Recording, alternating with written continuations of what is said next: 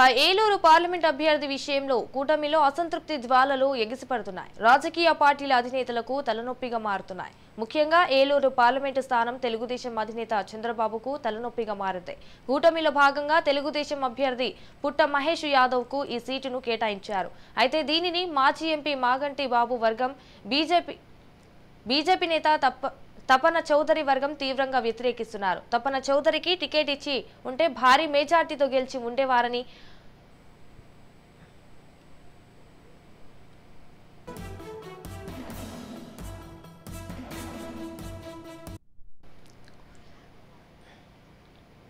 ఆ ప్రభావం 7 అసెంబ్లీ స్థానాల్లో కూడా ఉండేదని చెప్తున్న మాజీ ఎమ్మెల్యే బీజేపీ నేత అంబికా కృష్ణతో మా ప్రతినిధి మురళి ఫేస్ టు ఫేస్.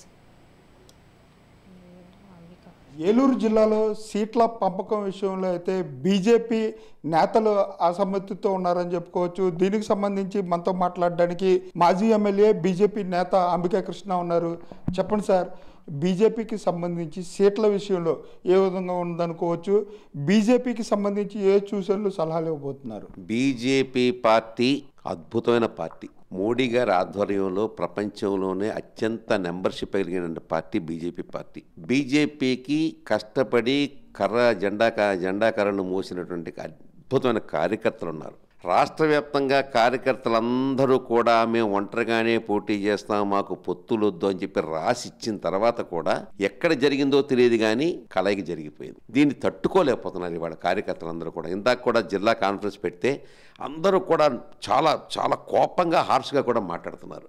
ఎందుకు చేయాలి, మేమందరం రాసి ఇచ్చినప్పుడు కార్యకర్తల మనోభావాలకు అర్థం లేదా ఇక అనే ఒక బాధ వెళ్ళబుచ్చుతున్నారు. బీజేపీ అంటే ప్రాణం, కానీ ఈసారి మాత్రం మా ఆత్మసాక్షికి మేము ఓటేసుకుంటాం అంటున్నారు. అలాగే బీజేపీకి పొత్తులు, ఈ 3 పార్టీ పొత్తులు బీజేపీకి అనుకూలంగా ఉన్నాయనుకుంటున్నారా, లేకపోతే బీజేపీకి అనుకూలంగా లేవనుకోవచ్చా? కార్యకర్తల మనోభావాలన్నీ కూడా వద్దు అని రాసి ఇచ్చిన తర్వాత కూడా వాళ్ళు కలిపేసుకుంటే ఎంత బాధగా ఉంటుందండి. మా కార్యకర్తలు అందరూ ధైర్యంగా ఉన్నారు. ఈసారి అందరం ఒంటరిగా పోటీ చేస్తాం, ఖచ్చితంగా ఎన్ని వచ్చినా పర్వాలేదు, మేమంతా ఒంటరిగా పోటీ చేస్తామని ఒక నిర్ణయానికి వచ్చి మెంటల్గా ప్రిపేర్ అయినప్పుడు అకస్మాత్తుగా ఒక బాంబు పడినట్టుగా పొత్తు అనేది వచ్చేసింది టీవీలో. దాంతో అందరూ నిర్వీర్యులైపోయారు. ఇటువంటి పరిస్థితుల్లో ఏం చెప్పుకోవాలి, ఎవరికి చెప్పుకోవాలి? ఇప్పుడు ఏమైపోతుందంటే బీజేపీ కార్యకర్తలు యాక్చువల్గా బీజేపీని జెండా మోసినటువంటి కార్యకర్తలందరూ మనోభావాలు పైదాకా వెళ్ళనివ్వట్లేదు. మధ్యలో ఎక్కడో అడ్డుగోడలు తగులుతున్నాయి. ఆ అడ్డుగోడలు దాటి మోడీ గారి పాదాలకు నమస్కారం చేస్తున్నాం. కార్యకర్తలందరూ మనోభావాలు ఎలా ఉంటాయి? ఆయన కదా, నేను కూడా మోడీ గారి పాదాలకు నమస్కారం చేస్తాను, అడుగుతున్నాను.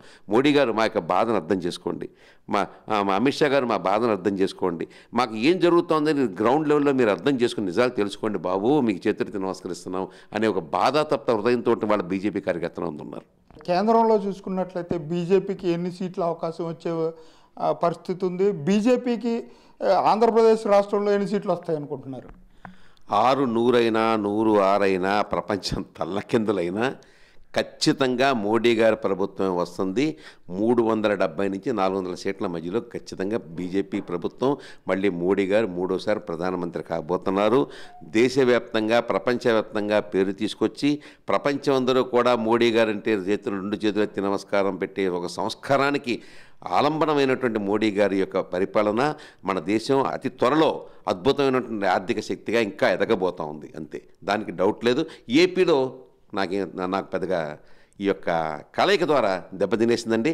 లేకపోతే బీజేపీ ఒంటరిగా పోటీ చేస్తే కనీసం 10-15 సీట్లు గెలుచుకునేది. ఈ కలయికలో ఏం జరుగుద్దో కూడా నాకు. అలాగే బీజేపీ అధిష్టానానికి ఇక్కడ ఉన్న పరిస్థితులను ఏమన్నా నివేదించే అవకాశం ఉందంటారా? అదే కదా చెప్పేది. మా బాధ, మా గోడు, మా ఏడుపు, మా ఆలోచన, మా ఆవేదన పైదాకా వెళ్ళనివ్వకుండా మధ్యలో ఎక్కడో అడ్డుగోడ పడుతున్నారు. వాళ్ళకేమో నిజాలు తెలియట్లేదు. భాషా ప్రాబ్లం ఒకటి, వాళ్ళు హిందీ తెలుగు రాదు, మాకేమో హిందీ రాదు. ఈ రకమైనటువంటి భాషా ప్రాబ్లం ద్వారా చాలా ఇబ్బంది అయిపోతుంది బాబు.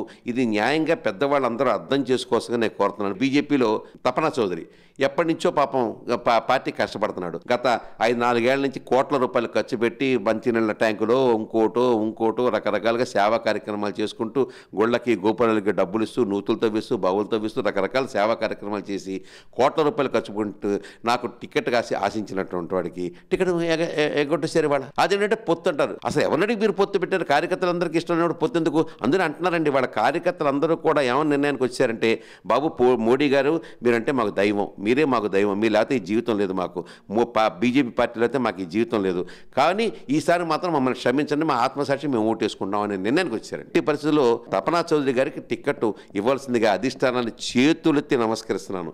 ఆ తపనా చౌదరి గారి టికెట్ కనుక వస్తే ఖచ్చితంగా కేక్ వాక్ అండి ఈ యొక్క జిల్లాలో, ఏలూరులో గెలవటం అనేది. కాబట్టి ఈ యొక్క విషయాన్ని అధిష్టానం దయించి అర్థం చేసుకుని, మా బాధని మా ఆవేదనని అర్థం చేసుకుని ఖచ్చితంగా ఈ యొక్క బీజేపీకి గారపాటి చౌదరికి టికెట్ ఇవ్వాల్సిందిగా నేను కోరుతున్నాను. అలాగే ఆంధ్రప్రదేశ్ రాష్ట్రంలో పొత్తుల విషయంలో అయితే బీజేపీ అయోమయంలో ఉందని చెప్పి అంబికా కృష్ణ గారు చెప్పే పరిస్థితులు అయితే ఉన్నాయి. ఆంధ్రప్రదేశ్ రాష్ట్రానికి సంబంధించి బీజేపీ ఒంటరిగా పోటీ చేస్తే 10 నుంచి 15 సీట్లలో గెలుపొందే అవకాశం ఉంది. బీజేపీ స్ట్రెంగ్త్ అయ్యే అవకాశం కూడా ఉంది. దాన్ని బీజేపీ అధిష్టానం దృష్టికి కూడా తీసుకెళ్తాను. అలాగే ఏలూరు పార్లమెంటరీకి సంబంధించి తపనా చౌదరికి ఎంపీ సీట్ ఇచ్చినట్లయితే బీజేపీ అత్యధిక మెజార్టీతో గెలిచే అవకాశం ఉంది.